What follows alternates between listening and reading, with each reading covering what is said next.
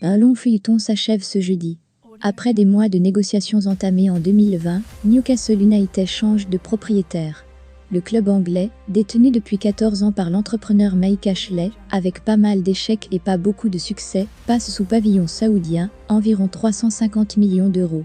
Toutes les parties sont désormais d'accord pour officialiser ce passage de témoin, comme l'a révélé un communiqué de la Premier League, rejoint quelques instants plus tard par les Magpies, actuels 19e du championnat d'Angleterre, toujours aucune victoire. C'est elle qui a fait le lien entre les services de la Premier League, l'État anglais et le consortium saoudien, porté en majorité par la famille royale, et notamment Mohammed Ben Salman, le prince héritier d'Arabie saoudite et vice-premier ministre.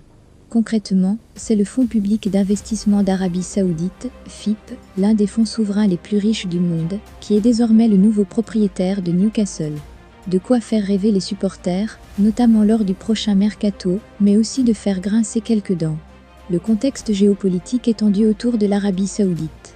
Longtemps, la Premier League a retardé ce dossier, afin de ne pas voir un État ne respectant pas les droits de l'homme prendre le contrôle d'un de ses clubs. Amnesty International est même monté au créneau. Aussi, beIN Sport, groupe qatari diffuseur de la Premier League à l'international, notamment au Moyen-Orient, avait également fait pression pour stopper les négociations avec cet État voisin mais surtout ennemi. Cet obstacle majeur à la vente de Newcastle est maintenant réglé, car l'Arabie saoudite a fait savoir à beIN Sport qu'elle allait lever l'interdiction de diffusion de la chaîne qatari existant sur son territoire depuis 2017. Pour le bien des affaires, l'heure est désormais à la détente entre Riyad et Doha.